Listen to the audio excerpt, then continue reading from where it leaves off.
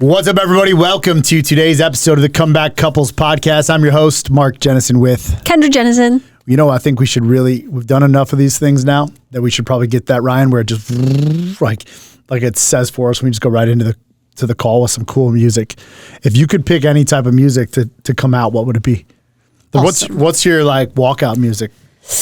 It depends on what it is, I suppose. No, I need you to pick one right now. I can't. Well, I'll have to contemplate this. I know I have like a gajillion songs in my brain at any given moment, so this will just... Doesn't fit in your vocabulary except for that you can't remember to bring me a Red Bull. That's true. I'd like to think of it as me protecting you. I would like to think of it as you forgetting me. Oh, no, I don't forget you. Oh, okay. So that's all right. So we are in this studio today, which is pretty cool. Some people are listening, they can't see it. So we're back in this studio, about to go back to back. I'm going to be on another podcast. Wow. Which is going to be pretty cool. But we actually, I got a couple things that I want to talk about today. Fun. And I've been thinking, like, how do I actually I had this thing right in my mouth. Like, how do I actually tie it all in? I don't necessarily know. And I thought a lot about it. I'm like, dude, I don't have to fucking do it anyway. I just get to talk. It's true. So we actually had a request, though. So I'm going to read it to you. This is from Amber. She said, by the way, this week's episode was great. My fiance is an amazing guy. He busts his ass 14 plus hours a day, 5 to 6 days a week to provide for us. And so we only get maybe an hour or two after our baby goes to sleep that we can spend together. How do we go about regaining that spark when the only time we get is when we are both dead ass exhausted? If you guys have any tips, it'd be fantastic.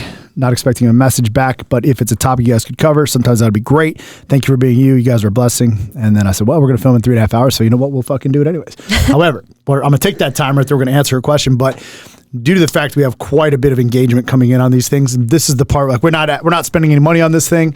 We are just doing it to do it. If you like what we're about, subscribe to it and share this thing with somebody so we can get some organic people, so more people could hear it. That'd be my ask for us to do this.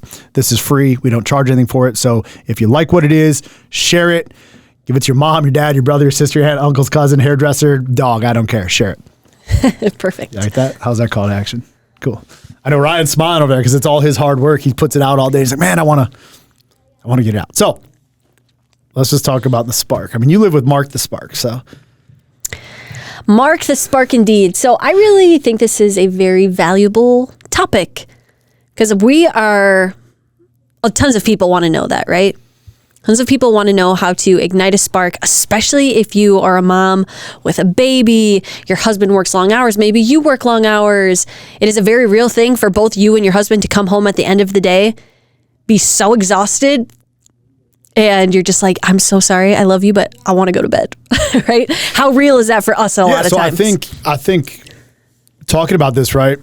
I don't know exactly what she's saying, but I think about it as a male's perspective, right? Mm-hmm. Like what he probably wants is sex, right? Like at the end of the day, he's working his ass off 14, 15, 17 hours a day, and she wants it too, but everyone's dead ass tired. The kid's squawking and screaming, leaving a mess. You're cleaning up. She's cleaning up after him, just like you're cleaning up after him. I'm out. I'm working. I'm on the road. And like, how do you actually put that intimate time together? Like when you don't feel like it. Yeah. So we talk about it. We actually go through the same thing. I was going to say, it's very real for us too.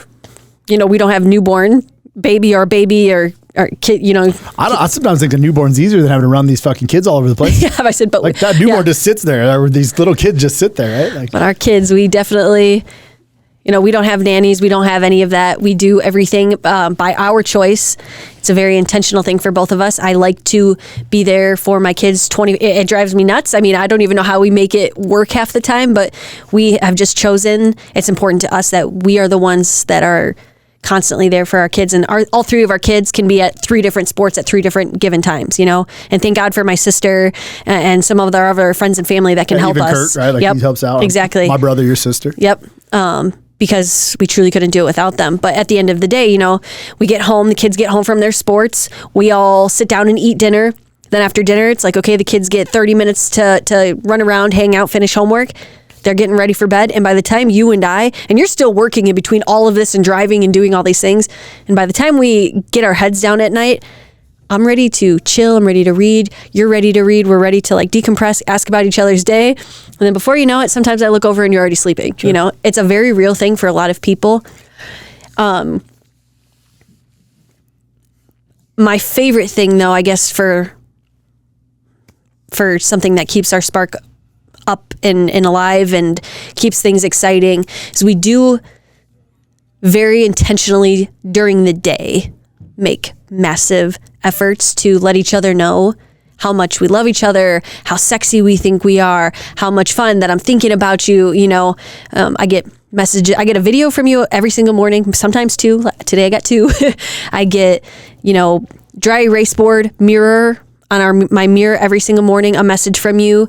I get sometimes during the day, I get another video. I get texts from you all day long, you know, in between your calls and in between working, just, hey, I love you. You're amazing. Has anyone told you you're beautiful today? They better not, because I'll fucking kill them, you know, like stuff like that. Yeah. And a lot of the time I'd like to say that, you know, it'd be too easy for me to come on here and be like, you just absolutely have to go on a date with your spouse every single week. No, you can't miss it. Often. I would be lying if I said that we did that, because we miss it so often. I would be a liar if I said, this is what you have to do. You got to get a babysitter. You got to do this. For a lot of people, that's just not an option. Or a want. But what is massive and so important for us in our relationship is we let each other know that despite us being extremely busy all day long, we never fail to let each other know how much we mean to each other, how much we're thinking about each other, and the little messages and the little daily deposits that we do put into each other. You more so put it into me than I do to you, truthfully. It just makes me feel so loved that even at the end of the day when we're both exhausted, I go to bed knowing at night that, damn, I'm just so loved. And sometimes that's all you can really ask for. As far as being intimate, having sex and carving out times, we have more daytime in intimacy than we do nighttime. We've shifted our entire schedule. We're like, oh, the kids are at school or they're here. We have time alone right now, and we make it work. We go out for a coffee date, or we go out for a lunch date, or you meet me at home for a date, you know, and we make it work. Sometimes, I know that might not be... Not everybody can do that. I was going to say that might not be an option for everybody, but my point is... But it can be done on the weekends. Right. But my point is you got to manipulate or work around whatever schedule you have, right? And so that's something that we decided. We're like, oh yeah, okay, at the end of the day, when we're both exhausted at 8 o'clock at night and we're already sleeping, maybe we should try doing something during the day. And every day of the week, it can be different, right? You could text me on a Wednesday at 8:30 a.m. and be like, hey, we should go out for coffee once the kids are already at school. Or sometimes it's on a Friday and it's 12 o'clock. Hey, why don't you meet me down at Egg Harbor for lunch, right? It's, and it's not all the time. Like I said, we fit it in where we can fit it in. And I think because it's important to us, and we make a conscious effort to be like, oh, you know what? Dang, we haven't done anything together. You know what? Let's go on a coffee date, or let's go on a lunch date. So you just talked about like tactical shit, right? Like sure. Things that you could do and tips. Yep. I also have to show you guys my nails for all you guys that are watching.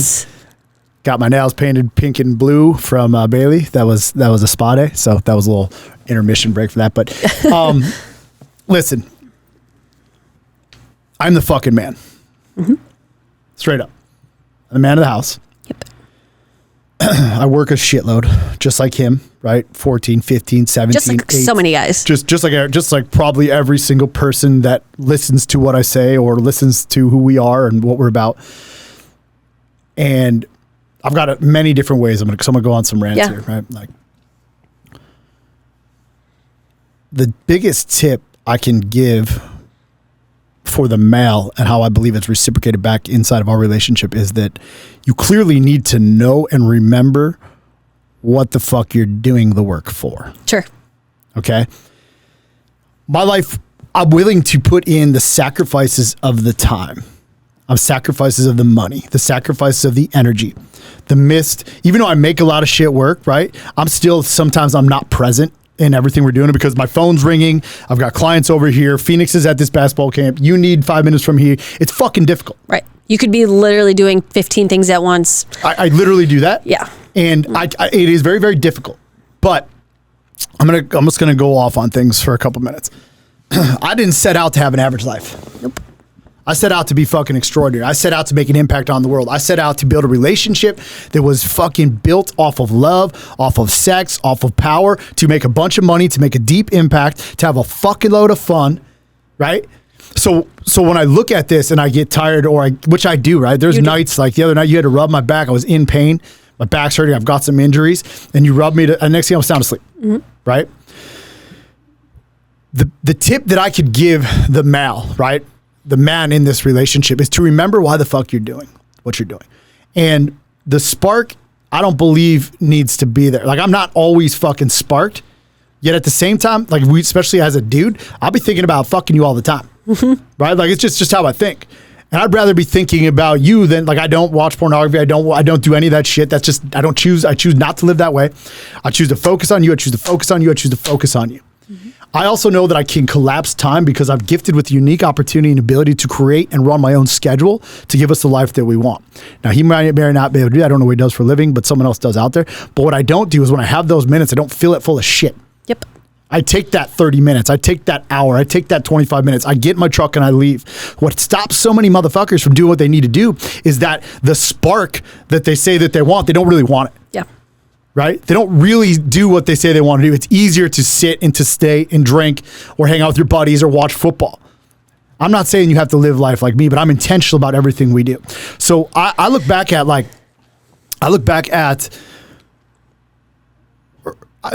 do they call that? The honeymoon phase, right? Mm-hmm. I've said from day one, I think the honeymoon phase is bullshit. Yep. I didn't just get into a relationship with you. Dude, I was a fucking piece of shit. Like, everything the world knows about me.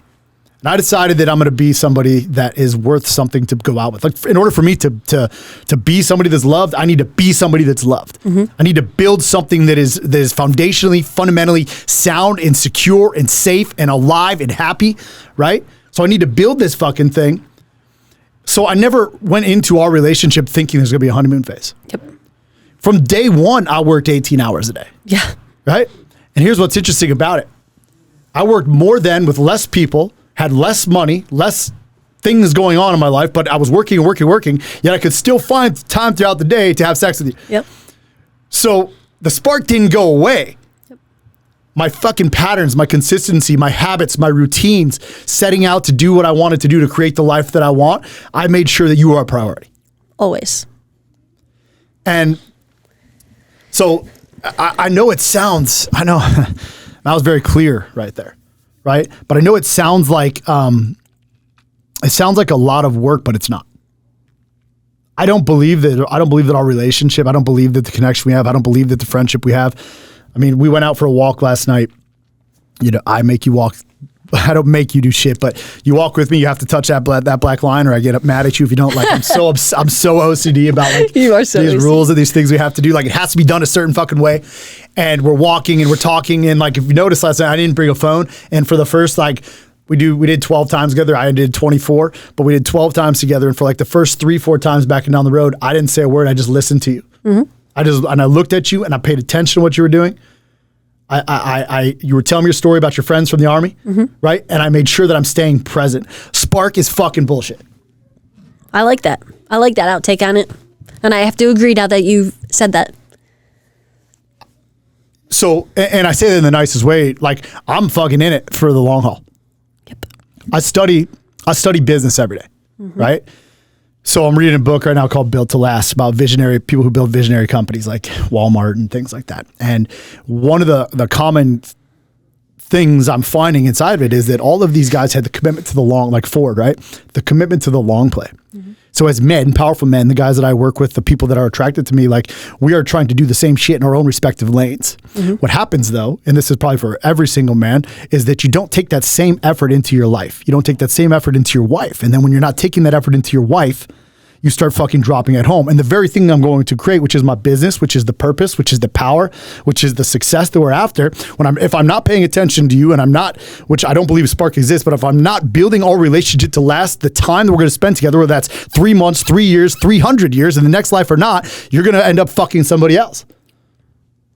Right? Or leaving me, or maybe not, like, whatever. Like, I use that as a reality. Yeah. I take everything fucking serious.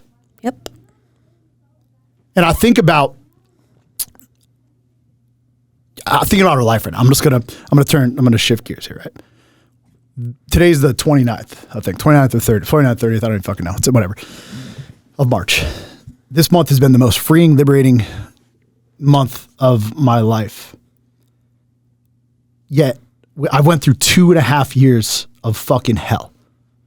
Like 2.5 years of hatred. In October, I was suicidal. You know it. You know when I got on that plane. He fucking knows it. He told me the other day, you look like shit when we were doing the video. Mm-hmm. The people about my brother probably knew it. The people close to me are like, dude, there's something off with this guy. Because the pressure was getting to me. Life was getting to me. Work was getting to me. Dealing with our son's fucking mother, what's going on, and just things not working the way I want was getting to me. People taking, putting myself in a position where things were just being pulled from me. Energy was being sucked from me. Vampire-ish fucking things. Legit money being taken from me. Started to look at my vision, started to look at my life, started to look at what we created. I'm going to get back to the spark here, the relationship in a minute. Looking at what I fucking created, looking at what I set out to build, and starting to take the very thing that was inside of me and giving it to everybody else, no longer wanting to follow my purpose. Yep. Failing to realize that I'm the one that read the books. I'm the one that made the connections. Further deep in that, I'm the one that fucking chose to stop drinking. I'm the one that created the Comeback 7 and followed this path. I'm the one that did the work, right? I met all the people in the networks. Went to all the events. Bled the money into the account. Ran into the negative when I was getting this thing going. I cried. I fucking bled for this thing. Through all of that, through these past couple of years, never once did I not find time for you? Never once. Like, so as a man,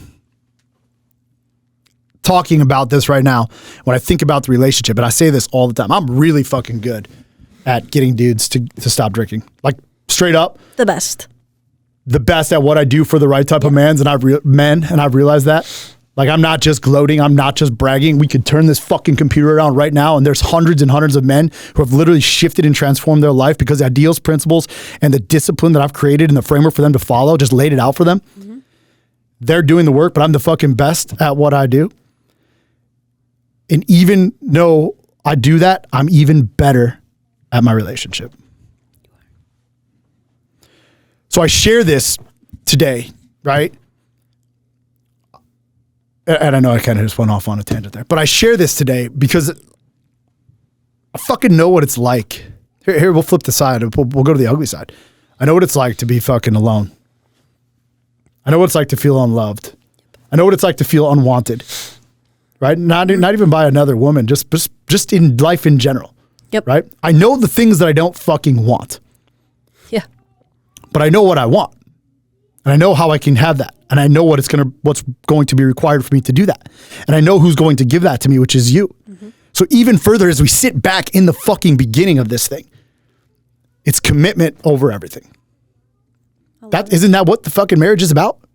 It is. So I know people want to talk about the spark to keep things alive. I'll come back to my normal regular voice here. I was in another place, but Spark's cool, right? I want you to shift your mindset though. And I'm not saying this to anybody out there who's like, oh, well, he's a fucking dick because he's saying no, like the spark you need is inside of you, not inside of the relationship. What's your take on that? I thought that was amazing that you just said that the spark is inside of you. I'll only speak for me, but I am so filled with purpose in life and love, and obviously you allow me to live this incredible life. The work that you put in, everything, it's just uncanny and what you do for your family, and I'm forever grateful. But what you just said right there was like, and when I'm good and I'm happy and the spark is alive inside of me, how much more contagious energy am I able to bring into you or to bring into the kids? And just thinking, I just was using you as an example. Like, you asked me when we were laying in bed the other night if I think you're wise. And I said, yeah, I think you're wise for your age, right? And I know you were like, yeah, but I mean, I don't want that answer. Right? That's not the answer that I want. And I know what you want. I know what you're trying to say. But the reality is I draw upon you the questions and the power that I need when I can't figure things out. And I also know that something like the Holy Grail of the space that I live in inside of me, this is what fucking matters. Without I die, our world's, everyone here struggles. Yeah. Right? They're going to be sad. Everyone will figure it out, but it struggles. My space that I protect at home is to make sure that I fucking serve and protect you, period, the end, right? So you ask about, or you just said, how much more contagious is your space, your energy, right? When I allow you into the life, regardless of what I'm going through, and I allow you the place to speak into me, right? Because your spark and your fire is there, even though I know the answers and I don't fucking want validation from somebody, yet at the same time, I want to stand arm in arm, locked in unison, looking over and being able to understand that I'm doing the right thing from the person. So someone like, oh yeah, that's validation. No, it's not validation. It's fucking understanding we're on the same page. Right. And then I take that into my coaching. We were just talking about purpose here on a guy, and you were telling me the other day about like, we don't have to rush this. You just need to be. And I know it's very common, basic things that we know, but the reality is when me inside, I'm pushing and pushing and pushing. I like what I just said right there. The spark's not inside of us. The spark is not us. It's not in between us. It's not like it's not something that's just right here going on. The love is here. The energy is reciprocated. We can feel it. Right. And consciously we can feel it, but it's inside of me that I have to keep the spark going. Mm-hmm. And inside of me that I have to keep my spark going. Yeah. If your spark died on you and you were depressed and you got fat as shit and you stopped taking care of the kids. You stopped working out. I stopped taking care of you. Stopped taking care of me. But ultimately but all that stemmed from you stopping to take care of yourself. I would still love you, but I'd be like, yo, I cannot be with you. Yep. And it should be the same. It would be the same. And I think so many people, I love that you said that. I feel like it's a really taboo thing to say in today's society because people get married and they're like, oh, you should just love me because we got married and you got to love me through the good, the bad, and whatever. And yes, I agree with that to a certain extent. But if you give up on yourself, if you were just like, fuck it, and you just said everything, you became everything that you just said, lazy, didn't take care of me, didn't take care of the kids, gave up on the business. It was like, why should I have to accept that you're letting me down, accept that you're letting the kids down, accept that you're letting yourself down? Why should I sacrifice my life to be with somebody that doesn't even see the value in their own life? You don't have to. Of course I would try to pick you up but there's a period of time where you give it your all and I mean every man and every woman has a clock. But right? But you get, and it's like I said, it's such a taboo subject because people would be like, oh, so something happened, they would give up on each other. No, that's not what we're saying. If you give up on yourself, straight blank period, you just fucking gave up on life, nothing mattered, and you became a...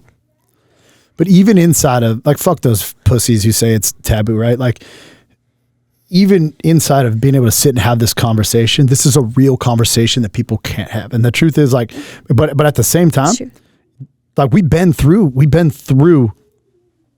when I met you, you were grieving the loss of your brother. Mm-hmm. Then we go on this roller coaster where life is great. We're new, we're fresh, we're, experiencing, taking you places you've never been, and life is going amazing, and kids are getting to know each other, and then we lose your dad. Mm-hmm. We're about to get fucking married. And 2 weeks, Yeah, 2 weeks in, your dad decides he's gonna check out. And there was a brief moment where I'm like, okay, where does this, I was gonna say brief, it was like a thought, right? Yeah. Where does this leave her? Yep. Can she withstand this significant amount of loss? Like, this, it was actually a test, not a test, that's not the right word. It was But it was, yeah. I know what you're saying. I watched how you handled things. I knew how I was going to handle it. I showed the fuck up, but I also knew that I was like, okay, if she goes down the path of getting wasted now. Self-destruction. That would be my pattern for life. That would be, if that's how you dealt with it. Yeah. Like, honestly, like, if you would have went down that path, I would have done my best to get you out and try to be here until a point when I couldn't do it. And then I would have said I couldn't be with you. Yeah, exactly. Because you would get no prizes in your life for staying with somebody who is self-destructive, self-loathing. You get no prizes for that. Why would you want to do that to yourself, right?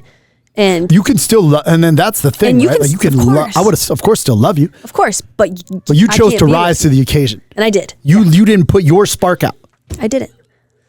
You know, one of my favorite quotes that I ever heard was, and I actually think it might have been from Tony Robbins, and I came across it in this times of my life where I was grieving or am grieving. It doesn't really ever go away, truthfully, sure. Right? But it said, the purpose of pain is to not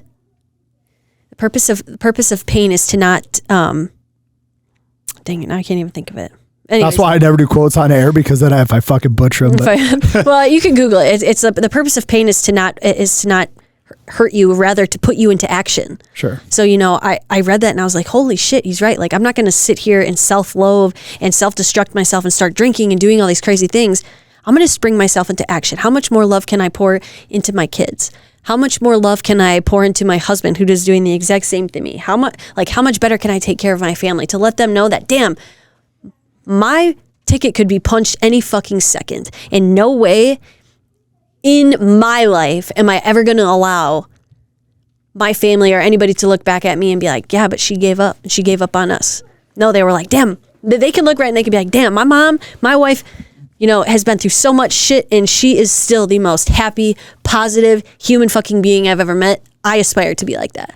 I thought, I remember after your dad, I'm like, fuck, dude. I even asked you. I said, so do we just want to put the wedding on hold? Yeah. You kind of looked at me like, are you a fucking pussy? Yeah.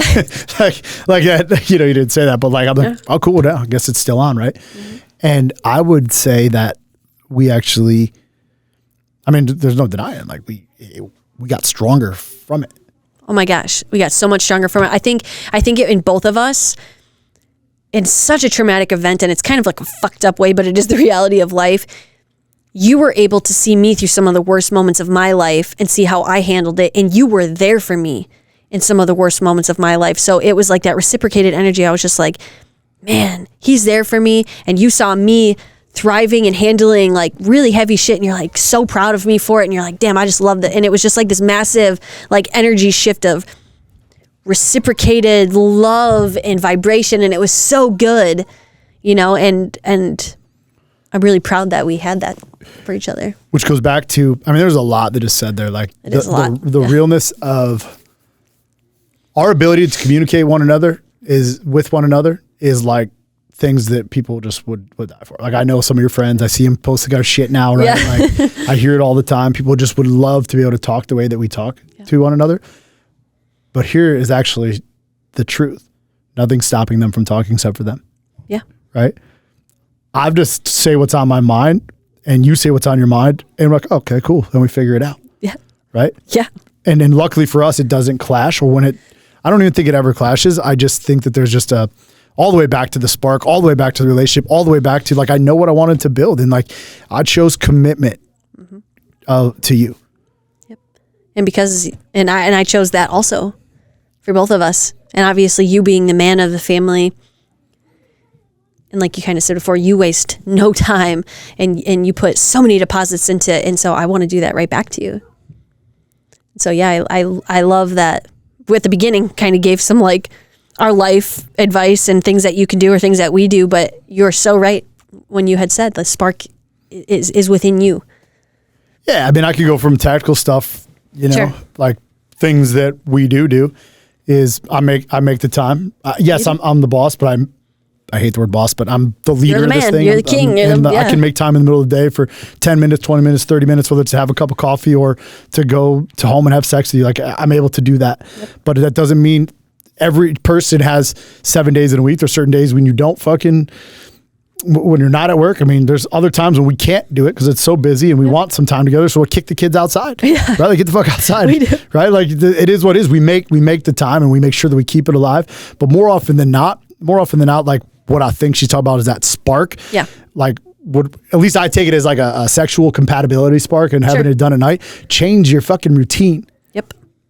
Change your routine and have some free flow to your life, because honestly, that's one of the things that I don't want, like in that part of the relationship. I don't want fucking routine. Right. I don't want you to feel like you're doing your chore having sex with me. I don't want to just do it the same way over and over, same time. Yeah. Like, this is not for me. Right. right? I think that loses the spark inside for the relationship, right? Sure. Of yourself for the relationship.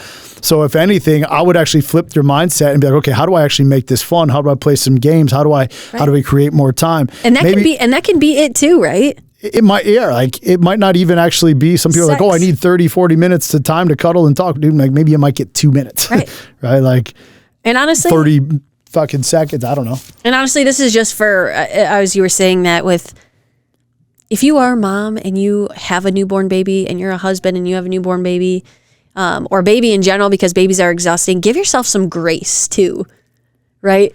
You're gonna feel exhausted. You're gonna feel worn out.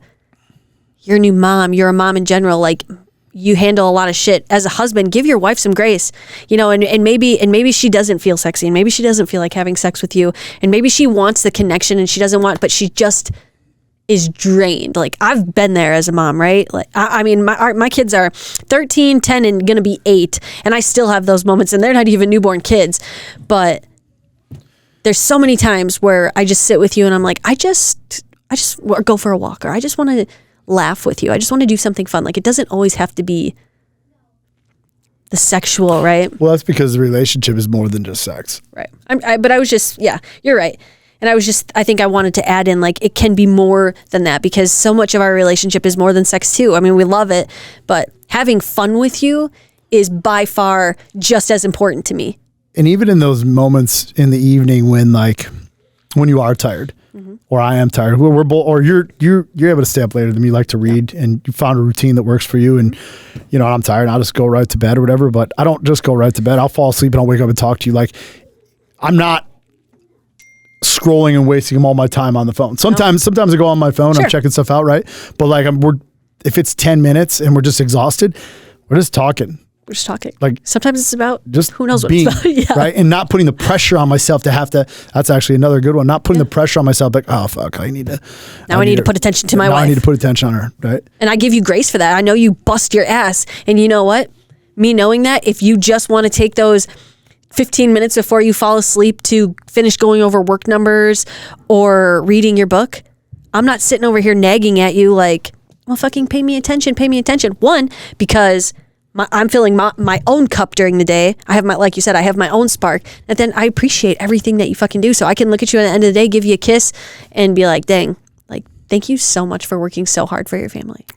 Go to sleep now. and we'll wrap this up here in a couple minutes. And then from like the dudes thing, like the wife and what can you do maybe to support your guy a little bit better? Just allow the ability to communicate, let him be. Yeah. Like I came home last night, Amber was at the house. Mm-hmm. Baby Jojo, and Kevin were all at the house, and I pulled in and I saw the car. I'm like, fuck, I just wanted to come home and I just wanted to come home and just be, but I wasn't able to do that. But at the same time, as soon as they were done, I just took I said, hey, I'm just going to take a shower. I'm going to relax. I'm going to go in my bed. Yep. And I shut the door and I went into my bed. And then you came in and you said, hey, the girls want you to tuck them in. And I went upstairs, tucked them in, and I was out. Next thing I know, it was 5 a.m. Boom. Right? Sometimes, like you allow me that space when you know that I'm fucking exhausted. Yeah. And in turn, it puts us in a place where today's better, right? Today, I'm much better than I was yesterday. Oh my gosh, yeah. Right? So I just wanted to, I know we said a lot there. That's a, you might have to watch this episode a couple times to unpack all of that. There might be like 10 different fucking takeaways or 10 other shows we could do out of here. Yeah. But the biggest thing that I can tell you as the man who leads it is just remember why you're doing what you're doing. And this is not just in your relationship. This is in your life.